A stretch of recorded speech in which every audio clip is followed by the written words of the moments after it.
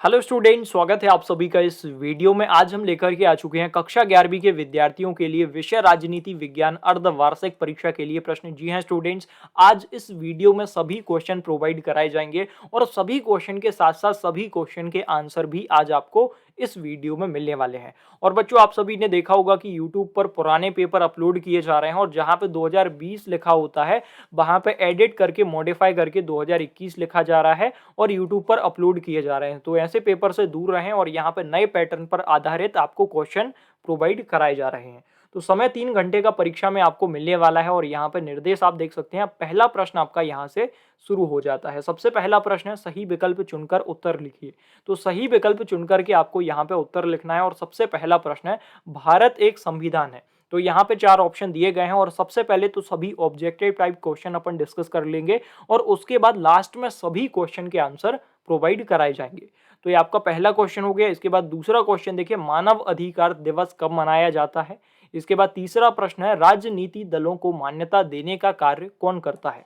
इसके बाद चौथा प्रश्न है, भारतीय संविधान कब बनकर तैयार हुआ, ये आपको इस प्रश्न में बताना है। इसके बाद पांचवा प्रश्न, राजनीति विज्ञान के अंतर्गत अध्ययन किया जाता है मानव के। इसके बाद छठवां प्रश्न देखिए, यहाँ पे सभी नागरिकों को समान नागरिकता प्रदान करना कौन सी समानता है।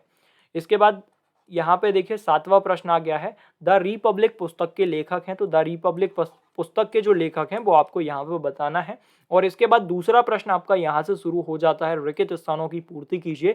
तो फिल इन दी ब्लैंक्स यहाँ पे स्टूडेंट्स आ चुके हैं। सबसे पहला प्रश्न है, भारतीय संविधान खालिस्तान को अंगीकृत किया गया है।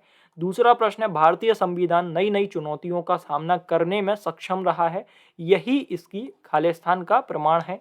तीसरा प्रश्न है, प्राचीन भारतीय समाज में न्याय खालिस्तान साथ जोड़ा था। इसके बाद चौथा प्रश्न देखिए, स्वतंत्रता खालिस्तान का ब्लूम है। पांचवा प्रश्न है यहाँ पे मतदान की न्यूनतम आयु, ये आप सभी को पता होगी। इसके बाद छठवां प्रश्न है, विकास का अर्थ है।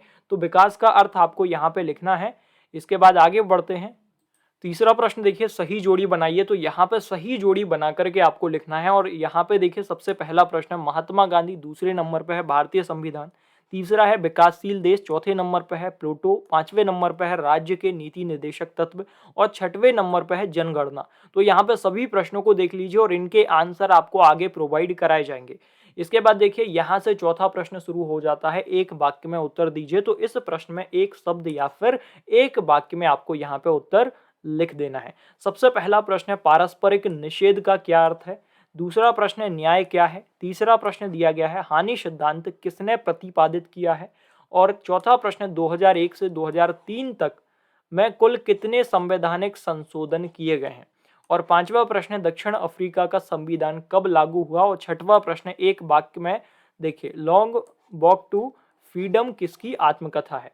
तो इन सभी प्रश्नों को अच्छे से तैयार कीजिए। इसके बाद आगे बढ़ते हैं। यहाँ पे नेक्स्ट क्वेश्चन देखिए, यहाँ से पांचवा प्रश्न शुरू हो जाता है। अभी तक ऑब्जेक्टिव टाइप जो क्वेश्चन थे वो अपन ने डिस्कस कर लिए हैं और इनके आंसर लास्ट में प्रोवाइड कराए जाएंगे। अब यहाँ से पांचवा प्रश्न आ गया है और इन क्वेश्चन के साथ साथ इनके आंसर भी आपको प्रोवाइड कराए जाएंगे। पांचवा प्रश्न, संविधान के प्रमुख कार्य लिखिए। तो संविधान के प्रमुख कार्य यहाँ पे लिखे गए हैं।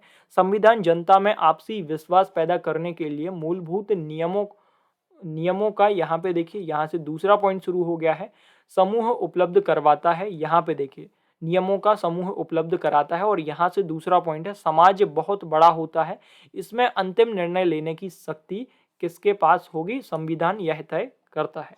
ये आपके पांचवें प्रश्न का पूरा आंसर हो गया। मोस्ट आईएमपी क्वेश्चन है, एक भी क्वेश्चन आपको स्किप नहीं करना है।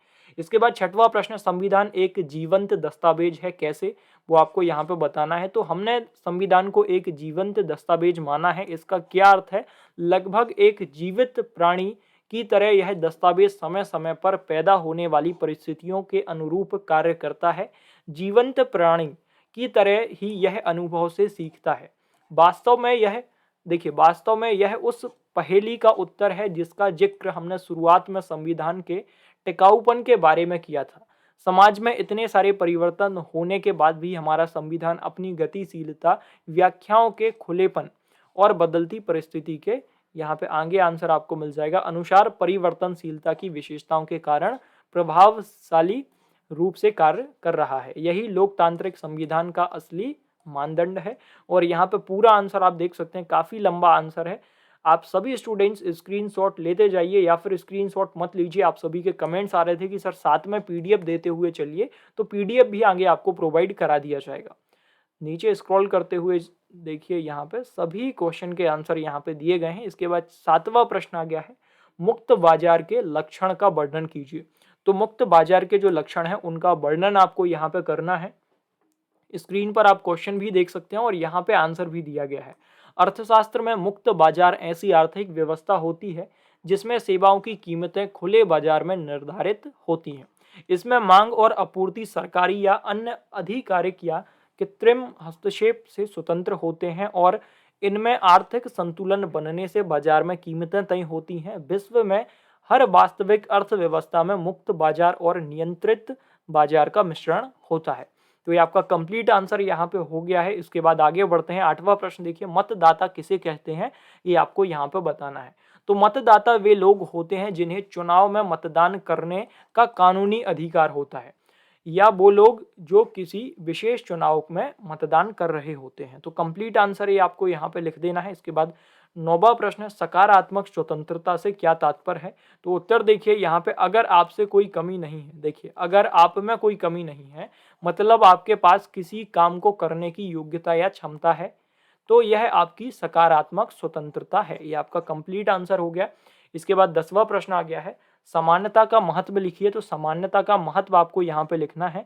तो समानता का अर्थ किसी समाज की उस स्थिति से है जिसमें उस समाज के सभी लोगों, देखिए यहाँ पर समाज के सभी लोग अधिकार या प्रतिष्ठा रखते हैं।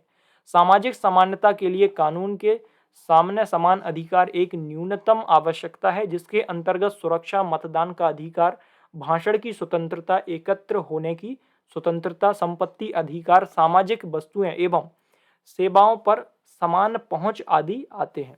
इसके बाद देखिए सामाजिक समानता में स्वस्थ, देखिए यहाँ पे स्वस्थ समानता, आर्थिक समानता तथा अन्य सामाजिक सुरक्षा भी आती हैं।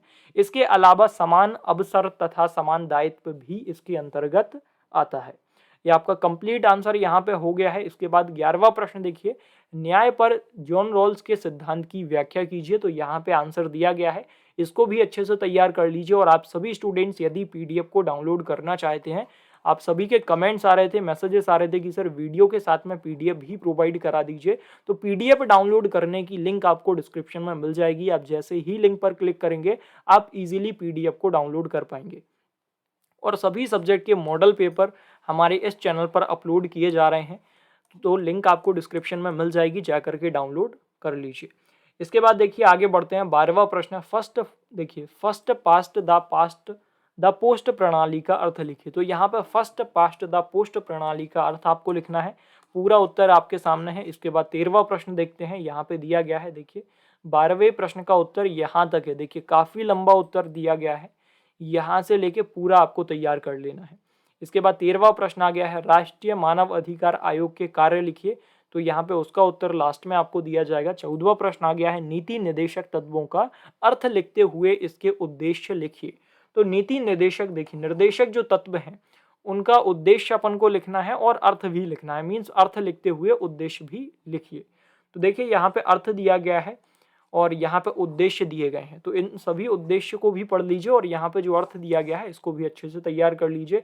तो यहाँ पे वीडियो समाप्त होता है और इसके आगे के जो क्वेश्चन है और पूरा पीडीएफ आपको माय स्टडी जानकारी वेबसाइट पर मिल जाएगा। जी हाँ स्टूडेंट्स, माय स्टडी जानकारी गूगल में सर्च करना, वेबसाइट को ओपन करने के बाद क्लास सेलेक्ट करना, क्लास सेलेक्ट करने के बाद पीडीएफ को डाउनलोड कर लेना और लिंक डिस्क्रिप्शन में आपको मिल जाएगी। तो जाकर के आप डायरेक्ट वेबसाइट से पीडीएफ को डाउनलोड कर सकते हैं।